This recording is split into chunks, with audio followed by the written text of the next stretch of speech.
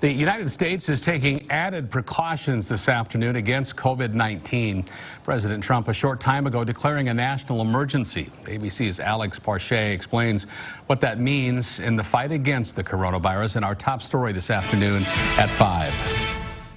Amid criticism from the nation's leading health experts and public fallout over testing, President Trump declaring a national emergency over the COVID-19 outbreak. The action I am taking will open up access to up to $50 billion of very important and a large amount of money for states and territories and localities in our shared fight against this disease. As Speaker Nancy Pelosi works on a deal with the White House, she announced that the House will be voting on an aid package today, a bill that includes paid sick leave, food assistance, and free COVID-19 testing to both those insured and uninsured. We can only defeat this outbreak if we have an accurate determination of its scale and scope, so that we can pursue the precise science-based response that is necessary.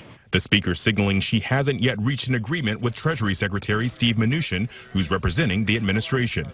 As the two sides struggle to come to terms on a stimulus package, access to COVID-19 testing is also a contentious issue. The president insisting the availability of test kits is going according to plan, but top health officials disagree. President Trump has still not been tested, despite close contact with the communications director for Brazilian President Jair Bolsonaro at Mar-a-Lago, who later tested positive for the virus. There are reports that Brazil's president is also infected, claims he's denied on his Facebook page. A top health official on GMA questioned about whether it's appropriate to get tested. If you came into contact with someone who tested positive, would you yourself get tested?